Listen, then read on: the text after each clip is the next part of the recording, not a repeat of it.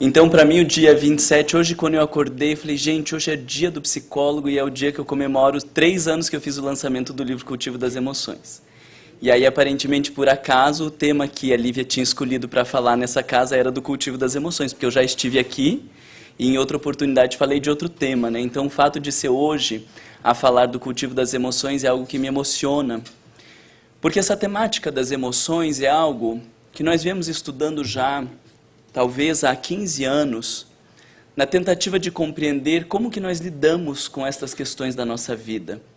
A raiva, o medo, a tristeza, a alegria, são coisas que fazem parte do nosso dia a dia, independente de se somos homens ou mulheres, crianças ou adultos, sábios ou ignorantes, inteligentes ou analfabetos, todos nós temos uma vida emocional intensa e com grande dificuldade de administrá-la. Por vezes nós somos tomados por rompantes de raiva e, não sabendo administrar, acabamos tendo comportamentos violentos e agressivos. Hoje em dia, por não sabermos como viver a tristeza, não há dúvida de que desenvolvemos então, a partir disso, os quadros depressivos, e os números de suicídio têm assombrado não apenas o Brasil, que é o 8º em números absolutos de suicídio no mundo, mas todos os países vivem essa problemática de maior ou menor intensidade.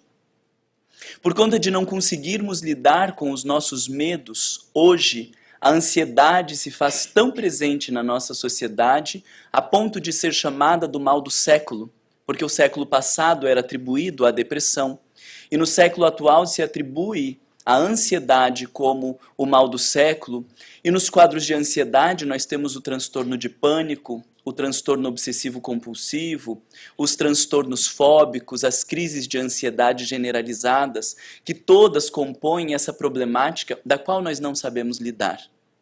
E por conta de não conseguirmos administrar de maneira favorável as nossas alegrias, nós acabamos caindo em buscas equivocadas por fontes de alegria e, com isso, adentramos os casos compulsivos no álcool, no sexo, nas compras, no exibicionismo e na busca de poder, numa tentativa artificial de construirmos uma alegria que a nossa vida não consegue senti-la de maneira natural. E com isso, o que eu tento argumentar é que todas as problemáticas da nossa vida, todas as grandes complicações que nós temos na nossa sociedade, elas decorrem desse mundo emocional que não foi vivido de maneira saudável, que não foi conduzido de maneira adequada e que, por conta de não vivermos estas emoções de modo saudável ou adequado, nós temos os transtornos mentais, nós temos o adoecimento físico e inúmeras outras problemáticas. Quando nós olhamos para a situação da guerra, quando olhamos para o terrorismo, para a corrupção, para as drogas e tantos outros problemas que assolam a nossa sociedade, nós não temos mais dúvida de que todos eles, quando são derivados, nós chegamos na mesma questão. As emoções básicas que fazem parte do ser humano e que, por não saber como lidar com estas emoções, elas vão desandando e nós temos problemáticas então significativas.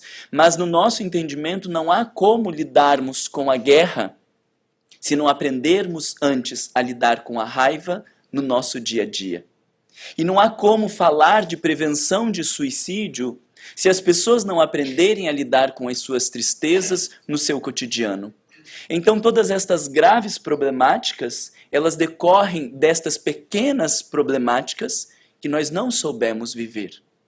Mas o mais interessante de tudo isso, quando nós falamos da doutrina espírita, é que Allan Kardec já tinha sinalizado a importância desse olhar para dentro, quando ele escreve em A Gênese, que nesse ano nós comemoramos 150 anos de lançamento da Gênese. Deixa eu fazer um parênteses a mais então, porque talvez alguns de vocês não saibam.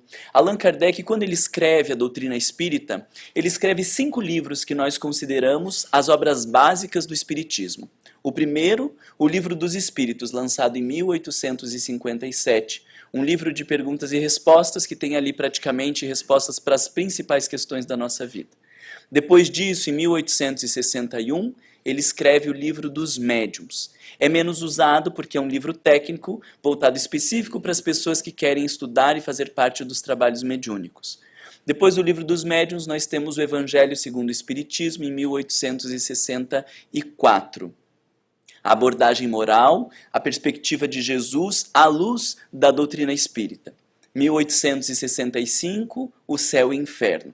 A primeira parte do céu e inferno, Allan Kardec aborda a concepção de céu, inferno, purgatório, anjos e demônios numa perspectiva católica e o que isso modifica para a perspectiva espírita quando nós levamos em consideração a reencarnação, a influência dos espíritos, a vida após a morte. E por fim, em 1868, Allan Kardec escreve a Gênese, os milagres e as predições segundo o Espiritismo. E nesse livro, a Gênese, embora seja uma obra muito pouco estudada na doutrina espírita, nós temos capítulos importantíssimos, como um capítulo que ele fala de Deus, um outro capítulo que se define o bem e o mal, a compreensão do que é a inteligência e do que é o instinto, e o último capítulo da Gênese, ou seja, o último texto que Allan Kardec então destaca, na última obra, o último texto, ele intitula São Chegados os Tempos. Ali parece que Allan Kardec está fazendo um convite para todos nós, de novos tempos. Nós temos vivido de uma maneira, pensado de um modo e funcionado de um jeito, mas se nós quisermos alçar voos mais altos em termos de transformação moral, em termos de melhor ou de progresso do nosso planeta, nós precisamos compreender novos tempos, uma nova forma de pensar e poderíamos dizer uma nova forma de estar no mundo. E nessa lógica, quando ele diz são chegados os tempos, a frase que mais me chama a atenção é quando ele afirma: já não é somente de desenvolver o intelecto o de que os homens necessitam, mas de elevar os sentimentos. Sei decorado porque eu falo sempre essa mesma frase. Está no item 5, eu não sei o que está no item 4 e nem o que está no item 6, tá? Mas é que como eu sempre falo, daí vai parecer que eu sei decorado o texto inteiro, não sei, eu sei essa parte, né? E Allan Kardec então diz que já não é somente de desenvolver o intelecto, porque muitas vezes pessoas bastante inteligentes podem ser muito más e perversas. E não é esta a história que nós vimos de algumas religiões que, usando do desenvolvimento intelectual e de supostos argumentos e de supostas verdades, cometeram atrocidades no mundo inteiro. Não é somente de desenvolver o intelecto, porque eu posso saber de muitas coisas, mas eu não necessariamente consigo viver. Eu posso ter domínio de vários livros sobre o perdão e posso discursar para vocês horas e horas sobre o perdão. Mas isso não me garante que quando alguém me ofenda, quando eu vivo uma traição, uma decepção afetiva de algum amigo ou no meu trabalho, eu consiga perdoar. Porque o desenvolvimento intelectual não necessariamente está conectado à nossa transformação moral. Ele nos auxiliará, mas não necessariamente está conectado. E aí nós temos investido no sentido de compreender, e a gente tem sabido muita coisa, a gente tem muito argumento, muita opinião, muito achismo, muito texto, mas quando fala da nossa vida, parece que existe um rompimento entre aquilo que nós sabemos e aquilo que nós sentimos. E vocês imaginem que em 1868, quando ainda não tínhamos adentrado a sociedade da informação, quando ainda estávamos muito longe da sociedade da tecnologia, Allan Kardec já dizia, não é somente de desenvolver o intelecto de que os homens necessitam, mas é necessário elevar os sentimentos. E aí, se nós pegamos essa frase, elevar os sentimentos, e não entendermos o contexto ou como acontece esse elevar os sentimentos, a gente pode se atrapalhar gravemente. Porque, de repente, eu começo a sentir raiva. Alguém que sente raiva? Levanta a mão para eu dar uma olhada quem sente raiva. Meu pai do céu! Povo raivoso, que coisa horrorosa isso! Inveja. Alguém que sente inveja? Inveja menos, né? Ciúme. Vaidade. Alguém aqui é vaidoso? Poucos vaidosos. Vocês veem que é sempre os mesmos que levantam a mão, né?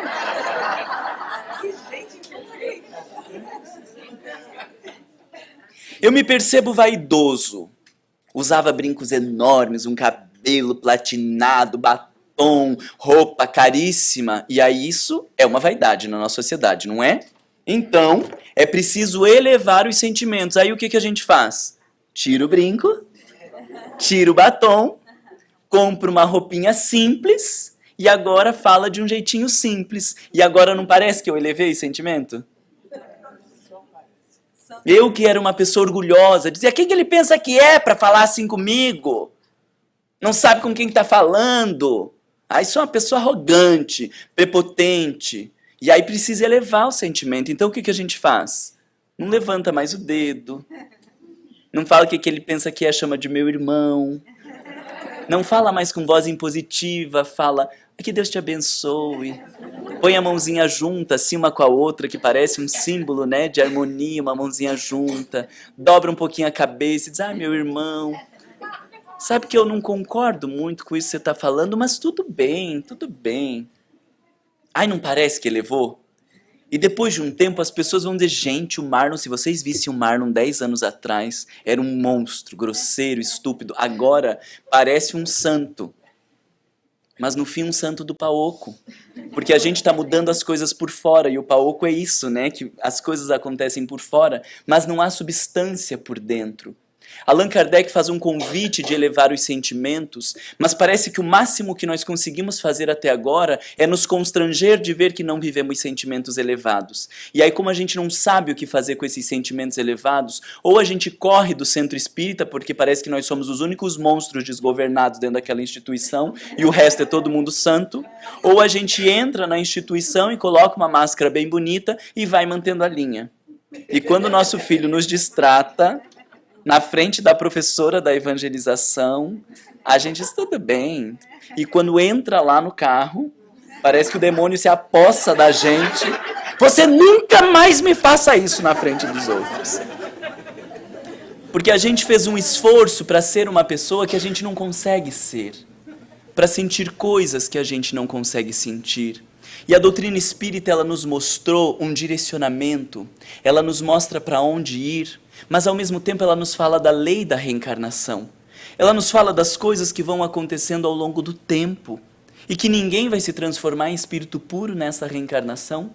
Allan Kardec nos convida a olharmos a reencarnação atual como um dia, num período reencarnatório. O que é um dia?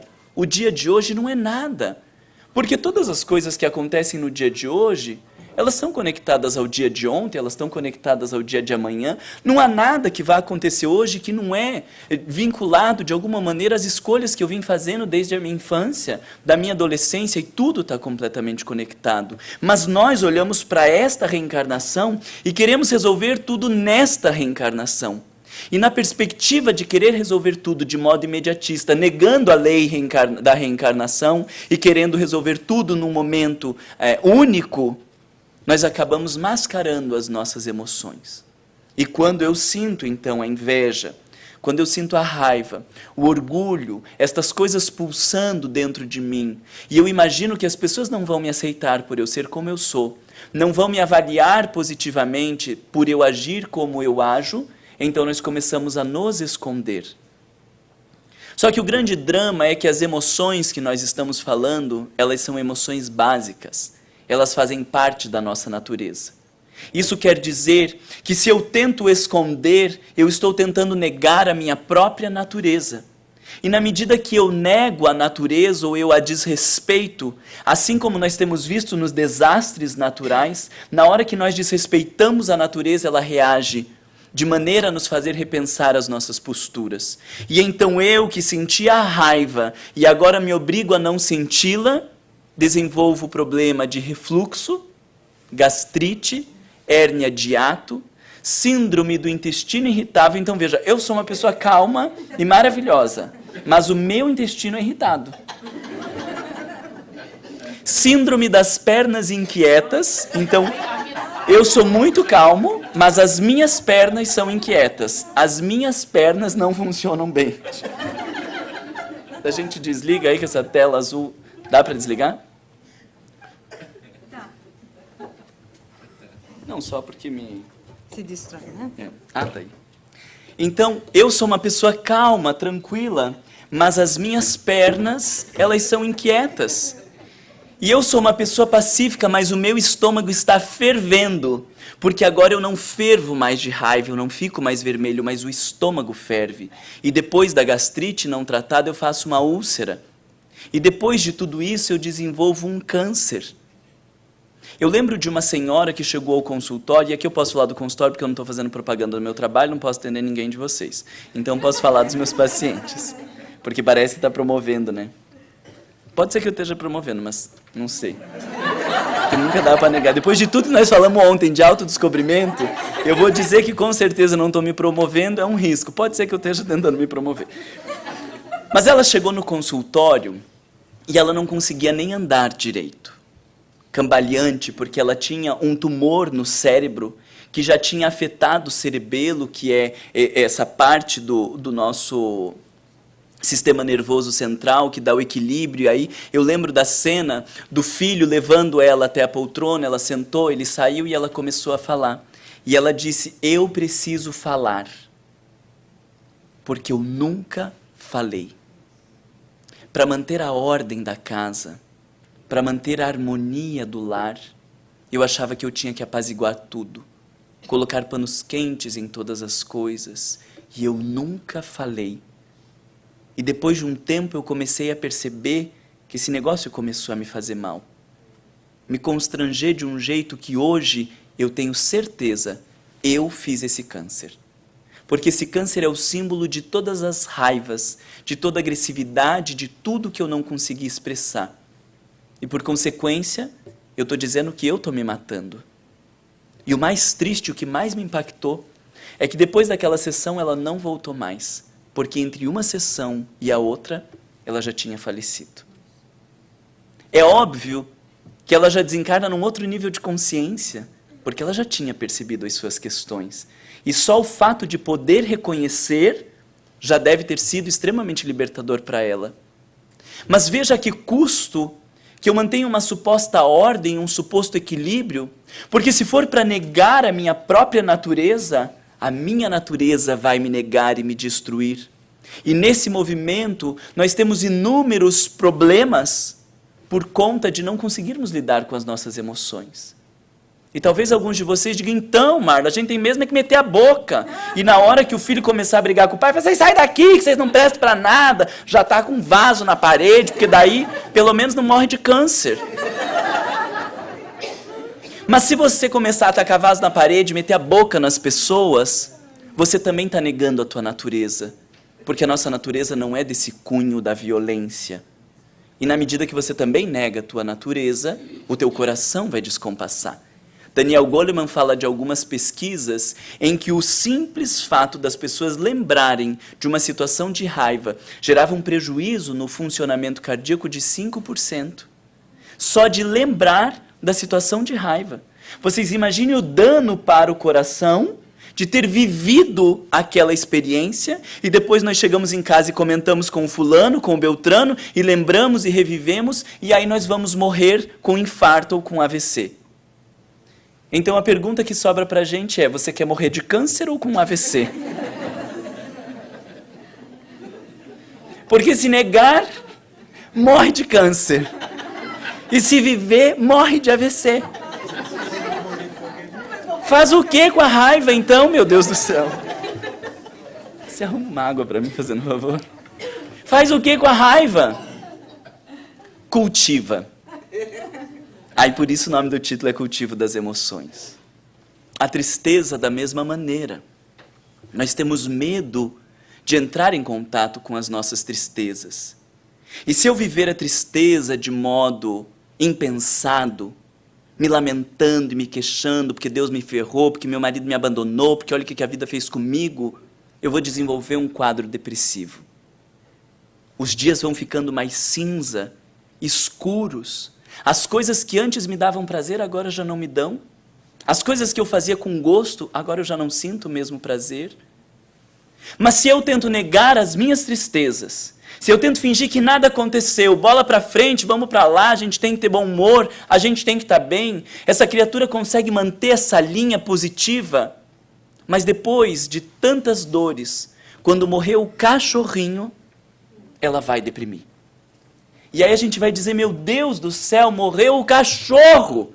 E deprimiu, porque ela não está ali chorando pela morte do cachorro. Ela está chorando por todas as suas tristezas que não foram vividas de maneira consciente. E a própria pessoa vai dizer, eu sei que é só um cachorro, mas eu não consigo mais continuar o meu trabalho com o mesmo ânimo. Então, se eu vivo as minhas tristezas de modo a me queixar e lamentar, eu vou adentrar quadros depressivos, e se eu as nego, eu também adentro quadros depressivos. E aí o que nós fazemos com as nossas tristezas? Nós vamos aprendendo a cultivá-las. E da mesma maneira com o medo, porque o sujeito, e aí poderíamos dizer o sujeito homem, muito comum na nossa sociedade, que tem se mostrado forte, disciplinado, bem resolvido e que faz e que acontece, tem desenvolvido crise de pânico. E quando desenvolve o pânico, cria um medo que não faz sentido. As pessoas estão fazendo crise de pânico dentro do avião, estão fazendo crise de pânico no elevador, estão fazendo crise de pânico nos prédios, e aí diz, porque a crise de pânico deve ter morrido fechado no caixão, e aí tenta atribuir a reencarnações passadas, porque, claro, se a gente atribuir a reencarnações passadas, fica uma delícia, né? Porque não precisa fazer nada agora de reencarnações passadas. Agora, se descobrir que as crises de pânico têm a ver com o meu funcionamento atual, se descobrir que as crises de ansiedade têm a ver com a minha forma de estar no mundo agora, eu vou ter que lidar com isso agora. E aí a gente prefere atribuir às reencarnações passadas. E aí, como eu disse a vocês, a ansiedade tem se tornado generalizada. As pessoas tomarem remédio para dormir tem sido algo extremamente comum. E quando a gente fala que vem para os Estados Unidos, a pergunta é se vai comprar melatonina para dormir.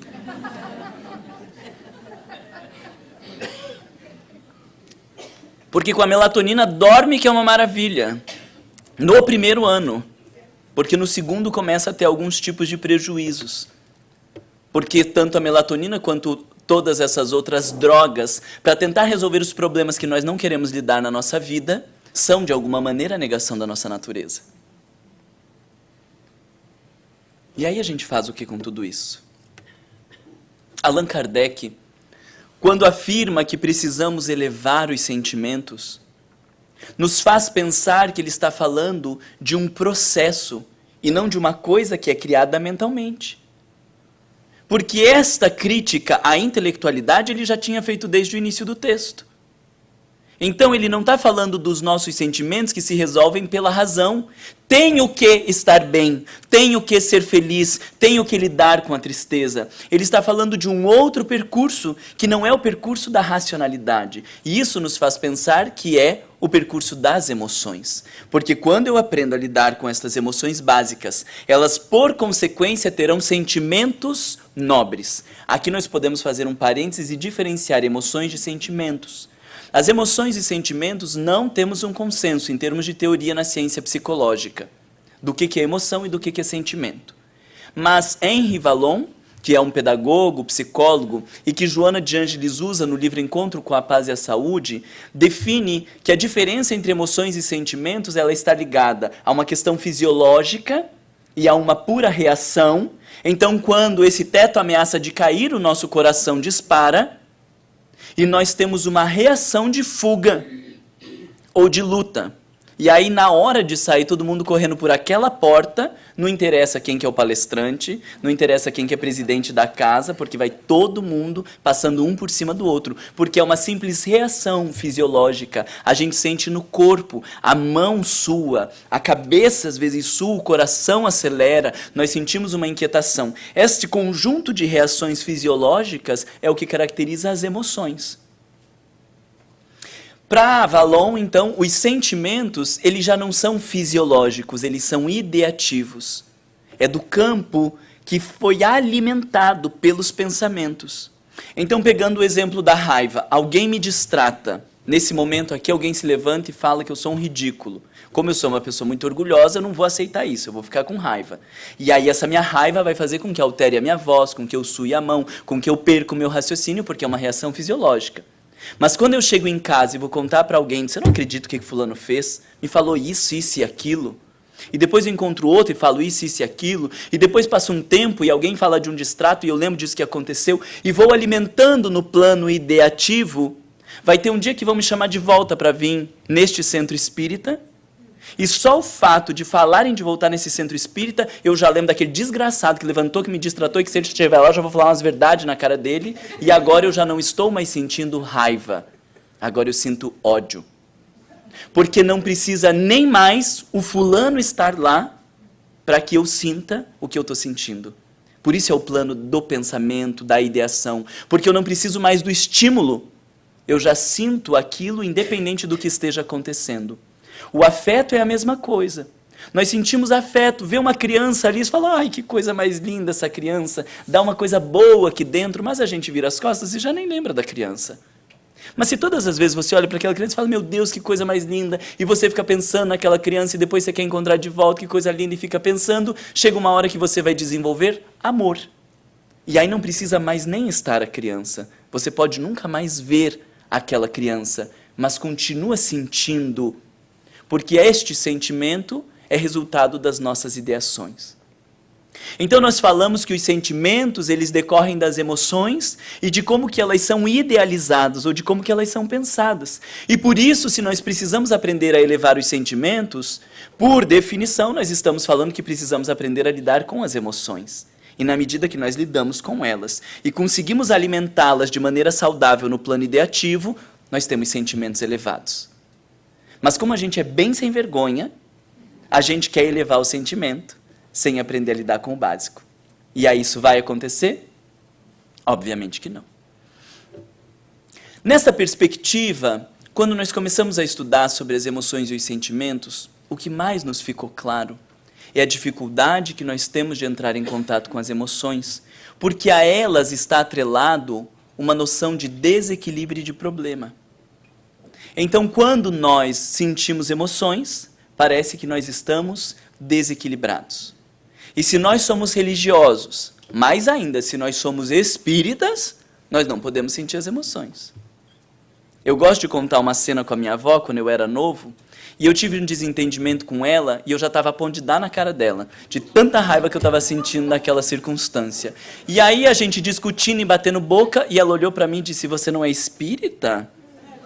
Eu falei, a senhora agradece que eu sou espírita, porque senão eu dava na senhora. Mas é por ser espírita que eu estou tentando aqui administrar essas coisas e manter a linha. Mas por este preconceito de que se a gente é espírita, a gente não sente raiva. E aí, obviamente, os espíritas não têm raiva. Os espíritas têm hérnia de hiato, refluxo, problema de gastrite, mas raiva nós não temos. E aí, quando alguém chega triste no centro espírita, a gente já olha e fala, mas que cara é essa? Bota um sorriso no rosto, faz uma oração. E aí, obviamente, a gente bota o sorriso no rosto, finge que fez uma oração, porque, na verdade, a gente vai estar com raiva da pessoa que falou, desgraçado, se ela soubesse o que eu estou pensando e o que eu estou passando. Então, além de não lidar com a tristeza, ainda vem raiva, né? Meu pai do céu. E se a pessoa for vidente, vai dar medo dela ver que a gente está pensando aquilo. E aí está fechado o quadro de desequilíbrio. Mas porque o sujeito triste, ele não pode estar no centro espírita. E aí, obviamente, quando a gente aborda e diz, mas que cara é essa? Tá tão tristinha. Aí a pessoa não volta no centro na semana que vem. Porque ela já sabe que a sua tristeza não vai ser acolhida. Porque se ela é espírita, se ela acredita em Deus, se ela tem fé, ela não pode estar triste. Muito menos depressivo. Não pode ser ansioso. Porque parece que essas coisas têm um sinônimo de fraqueza. Tem um sinônimo de desequilíbrio, porque nós não conseguimos perceber a condição humana. E nesta lógica, as religiões acabaram por fazer um grave movimento de rejeitar a natureza humana, como se nós não pudéssemos viver as nossas emoções. E o mais interessante, quando nós olhamos as emoções e a perspectiva religiosa, é trazermos a figura de Jesus para a nossa análise. Porque, naturalmente, Jesus sendo o modelo e guia da humanidade, nós precisamos nos perguntar se ele viveu as emoções. E de maneira extraordinária, Jesus viveu muitas emoções. Mas para que a gente possa entender como Jesus viveu essas emoções, nós precisamos fazer algumas análises específicas. Então eu gostaria de, com vocês, nesse tempo que nós temos até às 11h30, da gente poder... Não é? nesse tempo que a gente tem de mais 15 ou 20 minutos, falar dessas 3 emoções básicas, a raiva, a tristeza e o medo. Para pensarmos um pouquinho sobre estas emoções no nosso dia a dia e relacionarmos com a figura de Jesus como modelo e guia para que a gente tenha certeza do caminho que a gente está fazendo. Porque que os psicólogos falem, isso não é importante para nós. Independente de psicólogos ou não, nós somos espíritas. E acreditamos que o espiritismo desenvolveu a ciência do espírito e que ainda está acima de muitas outras ciências até o momento, se apoiando na psicologia, na antropologia, na sociologia, na química, na física, para a maior fundamentação dos seus pressupostos. Mas não temos a menor dúvida de que a ciência espírita vai além de tudo que nós já temos posto até agora.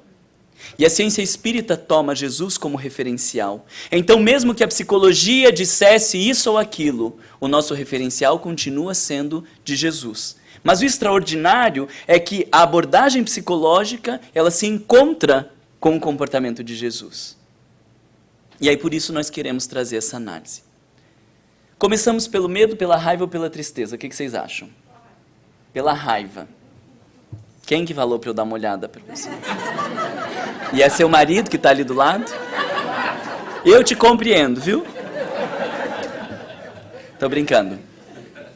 A raiva é uma emoção interessantíssima para a gente analisar. Primeiro, por conta dessa lógica de que ela está vinculada a desequilíbrio. Se enraivecer parece para nós se desequilibrar. Mas quando nós vamos estudar um pouco das emoções enquanto energias, nós vamos descobrir que a raiva é uma energia de rompimento e de destruição. Mas eu pergunto a vocês, rompimento e destruição é algo positivo ou negativo? Depende. Depende muito. Destruição nós já sabemos que é uma lei divina. E depois da lei de conservação, na terceira parte do Livro dos Espíritos, nós temos a lei de destruição. Porque as coisas precisam ser destruídas para que outras coisas sejam reconstruídas. Se não houvesse a destruição, não haveriam novas construções e, portanto, não haveria evolução. Mas dentro desta perspectiva aparece, ou em oposto a essa perspectiva, parece que destruição é um problema. E por isso nós queremos negar a raiva. Neste entendimento, nós olhamos para a raiva através de 2 ações de rompimentos.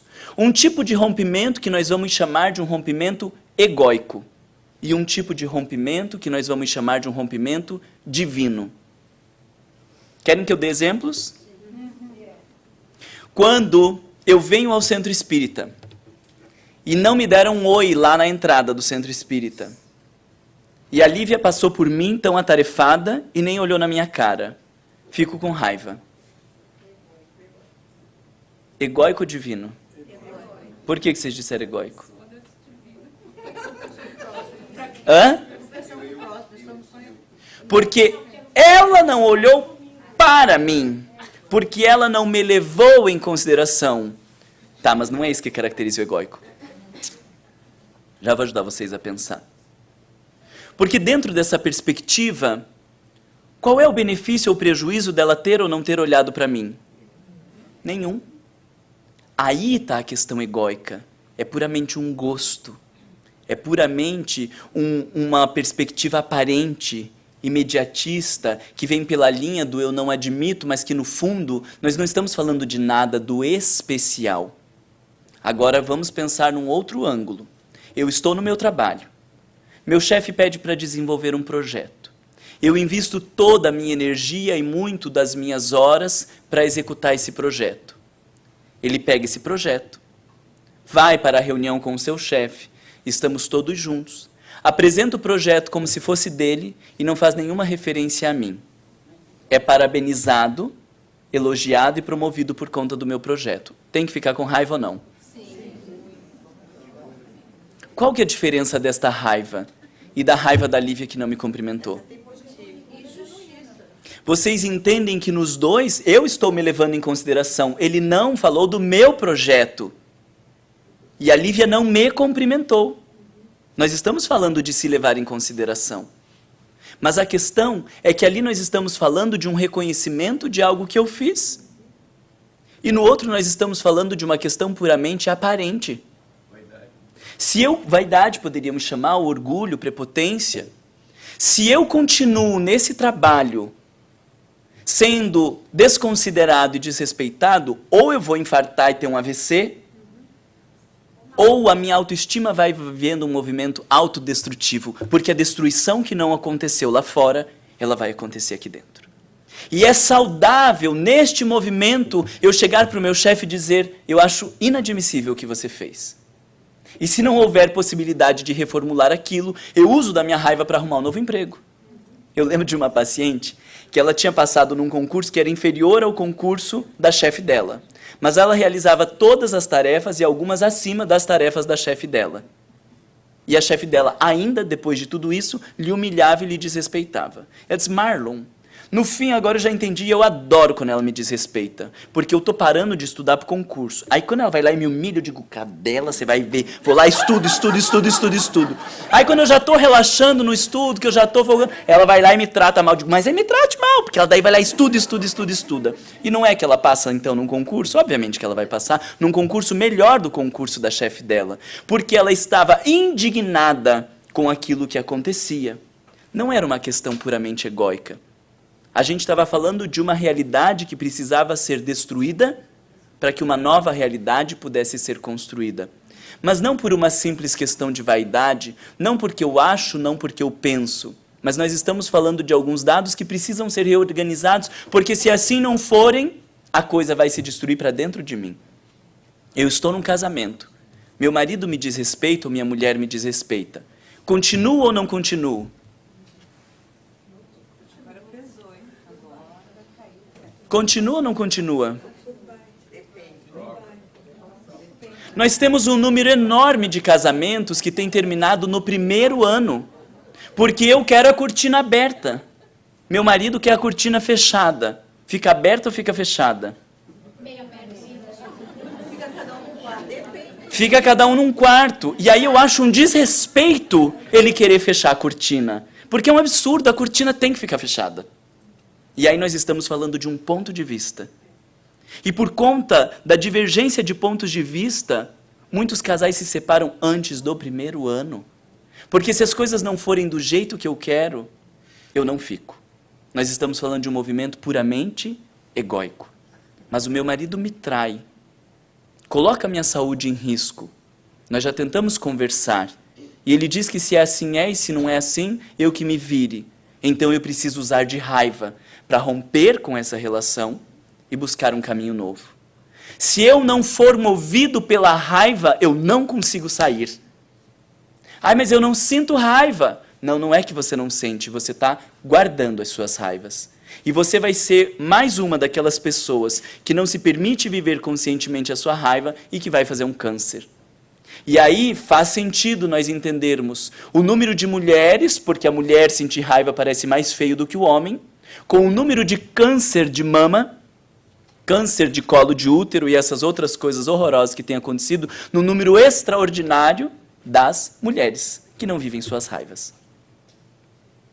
E a partir disso a gente vai entender que alguma destruição vai precisar acontecer. Se você não souber canalizar a destruição de modo saudável para aquilo que precisa ser rompido, sem que necessariamente a gente distrate ou desrespeite o outro, para aquilo que precisa ser rompido, as destruições vão acontecer dentro da gente. E aí é legal quando nós olhamos para Jesus. Jesus viveu raivas? Muitas. Existem várias passagens onde diz que Jesus irou-se, enfureceu-se, enraiveceu-se. Uma delas era um dia de sábado, eles estavam no templo. Um homem que era chamado de homem da mão seca, uma mão atrofiada, pede para que Jesus lhe cure. E alguém meio abobado no meio do caminho diz, pode curar no dia de sábado?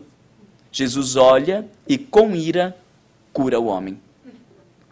A outra passagem é do momento onde Maria e Marta, que eram as irmãs de Lázaro, Lázaro tinha aparentemente morrido, e Jesus chega quando Lázaro já tinha morrido.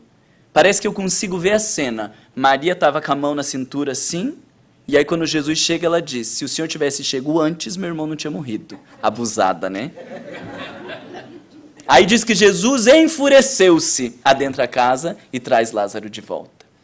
E o maior episódio de fúria de Jesus está na expulsão dos vendilhões do templo. aonde a gente que acha que sabe mais do que o próprio evangelho, e Emmanuel diz, não, alguma coisa está de errada naquele evangelho. Emmanuel explicou um monte de traduções, explicou um monte de passagens, mas ele não explicou dos vendilhões do templo, e nós que somos melhores do que Emmanuel, vamos explicar os vendilhões do templo. Vocês estão vendo a minha cara de decepção, né? Porque eu termino de falar essa palestra e vem gente dizendo, mas Marlon, eu não acredito que aquela passagem dos vendilhões do templo está errada. Se você não acredita, você não venha me falar porque eu fico com raiva. Porque ao invés de eu olhar que a raiva faz parte da natureza humana, eu prefiro negar o evangelho. Porque se eu assumir que Jesus irou-se, e Jesus era um espírito puro, eu tenho que pensar que talvez eu também me ire. E nesse movimento eu vou ter que olhar para dentro de mim, e ao invés de olhar para dentro de mim, eu prefiro adulterar o evangelho e dizer que Jesus não se irou. Não é uma estratégia boa? Irou de quebrar mesa, expulsar cambista. Eu não lembro se é o evangelho de Marcos ou de Lucas que diz que pegou um chicote e fazia, ó, tá, e tá, para expulsar o pessoal do templo. Porque na nossa cabeça, espírito evoluído fala manso, com a mão grudadinha uma na outra, que eu já disse para vocês, cabecinha torta, e chama todo mundo de meu irmão. Gente, Jesus Cristo constrangia todo mundo que precisava. Ele ia jantar na casa da pessoa que estava oferecendo o jantar e metia a boca na pessoa.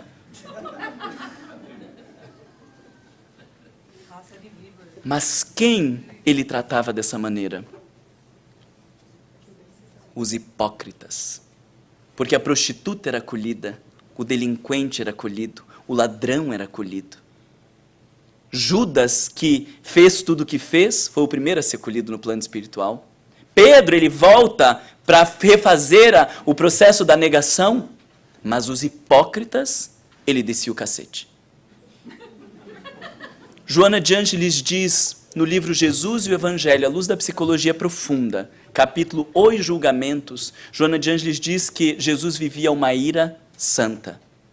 Porque existe uma ira, que é a ira egóica, que tem o desejo do revide, de prejudicar o outro, porque eu me senti ofendido nessa perspectiva egóica. E ela diz que a ira de Jesus era uma ira santa, porque era despida de ressentimentos, de mágoa e de desejo de humilhação do próximo. Ele usava da ira para fazer o que precisava acontecer, para fazer as coisas certas.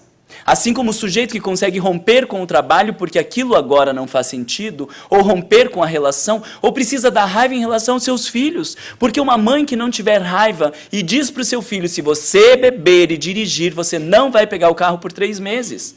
Ele bebe e dirige. Se você deixar ele pegar o carro de volta, você está criando um delinquente. E aí na quarta-feira ele já começa a vir alisando a gente. Passando a mão no cabelinho. Ai, mamãe, te amo. Beijinho aqui, beijinho ali. Porque na sexta ele quer dar o golpe. E aí quando chegar na sexta, ele vai dizer, posso pegar o carro? E você precisa dizer, não, meu filho. Credo, mãe. Não, meu filho. Porque eu lhe disse que se você bebesse e dirigisse, colocando a sua vida em risco e colocando a vida dos outros, você não pegaria o carro por 3 meses. E eu vou precisar da raiva para me manter firme ao longo de 3 meses e não criar um delinquente. Assim como Jesus precisou da raiva para não estar nem aí para o que vão pensar ou vão achar e fazer a coisa certa. Mas uma raiva que é despida de ressentimento. Uma raiva que não tem o desejo de revide, de diminuir ou de humilhar o outro. Mas a raiva que é a energia de rompimento, de destruição para aquilo que precisa ser feito. E nesse sentido, a raiva se torna divina. O medo tem a mesma perspectiva de olharmos o medo egóico e o medo divino. Porque quando eu pergunto a vocês, quem tem medo de vir aqui à frente, quem não tem medo de vir aqui à frente fazer uma oração, fazer uma palestra, que não tem medo, levanta a mão. O resto tudo tem medo. Tem medo do que, me conta? Vindo aqui à frente para fazer uma oração, não saiu bem, falou um punhar, um pinchar, um negócio que não ficou bom. O que acontece quando termina a oração? É esfaqueado, apedrejado, leva para aquela salinha e dá uma camaçada de pau? Não. Corre risco de vida de fazer uma palestra péssima aqui na frente? Não corre. Mas a nossa reação fisiológica é de risco de vida. Deixa eu contar para vocês, a primeira palestra que eu fiz, eu tinha 12 anos de idade. Inocente. Exibido. Quer fazer palestra? Opa, demorou para me pedir. né? Já estava há um ano pronto para fazer uma palestra. Aí fui fazer palestra sobre reencarnação. Aí lia, fiz os textos, a minha mãe, cretina, só ficava lá me avaliando, mas nunca foi pra fogueira, né? Ela só me botava na fogueira. E ela dizia, não fala assim, e me orientou tudo. Aí eu tinha preparado 45 minutos de palestra. Cronometrava, minha mãe cronometrava, 45 minutos decorado. Cheguei lá à frente, a mulher me chamou. Quando eu parei e olhei para todo mundo, você fica em silêncio, fica todo mundo em silêncio. E com uma cara assim, né? Meu Deus, o menino era bem pequenininho, né? E aquele olhar, eu falei, meu Deus do céu, o que é isso que está acontecendo aqui? Começou a me dar vertigem, ânsia de vômito. Eu não sabia mais o que estava acontecendo e vomitei em menos de 15 minutos a palestra de 45. Isso é medo. Mas depois que termina uma palestra horrorosa dessa, vai ser humilhado? Vai ser apedrejado? Corre risco de vida? Mas as nossas reações, elas são de quem está correndo um risco de vida. Mas quem corre risco de vida naquele momento? O ego. O que vão pensar? O que vão dizer? Eu lembro de uma senhora quando estava fazendo um seminário no interior do Paraná, e ela contando que vezes ela voltava para casa pensando que a presidente ia pedir para ela fazer oração. E por medo de fazer oração, ela voltava para casa. Às vezes ela chegava atrasada ou ia embora antes para não correr o risco de fazer oração. Mas de um medo que não tem nada de divino, justamente o contrário, me impede de viver o divino. Porque me impede de contribuir para a casa espírita. Por medo a gente deixa de aprender, a gente deixa de dar cursos, a gente deixa de se envolver porque o que os outros vão pensar, porque a Lívia vai criticar, porque o outro vai falar, porque não sei o que, e por medo a gente deixa de contribuir e oferecer o que nós temos de melhor. Não, o dia que eu estiver pronto para fazer palestra, mas nunca vai estar pronto se não vier à frente. E as pessoas me dizem, nossa, que desenvoltura que você tem, mas faz 22 anos que eu faço palestra. É claro que chega uma hora que a gente vira cara de pau, faz brincadeira, qualquer coisa, tá nem aí, porque sabe que não acontece nada. Mas até ter essa certeza, a gente fica com medo. E por medo, a gente deixa de oferecer o nosso melhor. Por medo, a gente deixa de pedir desculpas. Por medo, a gente deixa de dizer que ama. Por medo, a gente deixa de ser transparente. Por medo, a gente perde os melhores momentos da vida, pensando o que os outros vão pensar, o que os outros vão achar, falar, medo de ser usado, medo de ser traído. Por medo, a gente deixa de viver. Se Jesus teve medos nesse sentido egóico, nós temos certeza de que ele passou por cima de todos. Porque se ele ficasse pensando, será que as pessoas vão gostar? Será que vão me criticar? Ou será que vão falar? Ele não teria feito nada. Mas medos, no sentido divino da sobrevivência, ele teve. Porque ele tinha muitos comportamentos de segurança. Na hora que estava lá mais próximo ao julgamento, ele fazia as suas colocações e se retirava. E a postura era uma postura de alguém que estava se preservando. E a preservação, a autopreservação, é consequência de um medo saudável. Então, na hora que precisava se preservar, ele conseguia. Mas na hora que o ego estava em exposição, ele o fazia para que a tarefa não ficasse comprometida. Quantas das nossas tarefas, quantas das nossas relações, quanto cada um de nós que aqui estamos poderíamos contribuir e fazer mais, mas não fazemos por medo. E aí, depois de pensar a raiva e o medo, a gente ainda pode pensar um pouquinho da tristeza. E a tristeza vai ter a mesma perspectiva egóica e divina. A tristeza egóica, vou me falar um pouco rápido por conta do nosso horário, mas a tristeza egóica é aquela tristeza que nós vivemos com lamentação. Não podia ter feito isso. Meu Deus, Deus me abandonou, porque eu não podia ter perdido meu filho, porque olha o que aconteceu comigo, porque o meu trabalho, e aí nós vivemos de maneira queixosa, porque o ego não consegue reconhecer o que tem para aprender. Ele não consegue parar e pensar o que eu posso aprender com essa experiência, o que eu tenho para crescer, o que Deus quer de mim.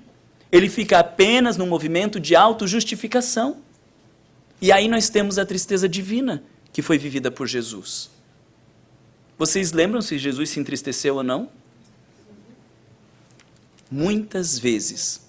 Joana de Ângeles, no livro Atitudes Renovadas, eu gosto de falar o título dos livros na intenção de que um dia você vá ler, tá? Joana de Ângeles, no livro Atitudes Renovadas, tem um capítulo muito bonito sobre tristeza. E nesse capítulo ela fala, a tristeza era-lhe familiar. Jesus viveu muitos momentos de tristeza. mas nenhum momento de queixa, de reclamação ou de lamentação. Em vários momentos ele foi pego chorando. E o culminante da sua tristeza foi quando ele se preparava para a crucificação no horto. E ele volta para alguns apóstolos e diz: minha alma está cercada pela tristeza até a morte.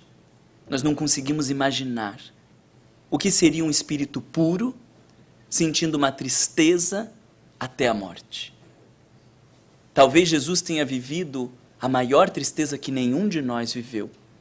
Mas no momento da tristeza profunda, ele se recolhe e vai orar. E dá ali para nós o grande ensinamento de como viver as nossas tristezas. Quando se volta a Deus e diz: Pai, seja feita a tua vontade e não a minha. Porque nos momentos de tristeza a gente quer que as coisas aconteçam do jeito que a gente deseja. E a forma de viver a tristeza não é tentar se impor à vida, pedindo para que Deus se submeta à nossa vontade, mas justamente o contrário, nós nos submetendo à vontade de Deus e dobrando simbolicamente os joelhos, dizer: Senhor, o que eu preciso aprender com isso? O que o Senhor quer de mim? E quando nós vivemos essa tristeza de modo divino e saudável, nós estamos ali plantando o maior antídoto contra a depressão. E o extraordinário, então, é percebermos que mesmo quando nos transformarmos em espíritos puros, porque temos o exemplo de Jesus, nós ainda viveremos as emoções. Quando ele veio à Terra, ele vem para nos dizer de como deveríamos viver. Jesus é e precisa continuar sendo modelo e guia seguros da humanidade. E por isso nós queremos lembrar do poeta, quando diz: vem Jesus, divino amigo, vem trazer a tua paz. Só tu és o nosso abrigo, que venturas mil nos traz. Vem, ó meigo nazareno, este mundo consolar, vem com teu olhar sereno toda a terra iluminar. Afasta do mundo a guerra, o chacal devorador que destrói tudo na terra, causando medo, o luto e a dor. Há gemidos de aflição, já não há mais primaveras. Criancinhas pedem pão e homens lutam como feras. Vem, Senhor, vem reflorir os caminhos. Vem, Senhor, vem acalmar corações, exterminar a dor e fazer calar os canhões. Vem, Senhor, com teu amor tão profundo, iluminar nossas consciências e fazer feliz o mundo. Que sejamos nós, meus amigos, as criaturas agradecidas a Deus pela oportunidade de estarmos na terra, e que sejamos as criaturas corajosas, capazes de elegermos Jesus como modelo e guia para todos os momentos da nossa vida. Que fiquemos em paz.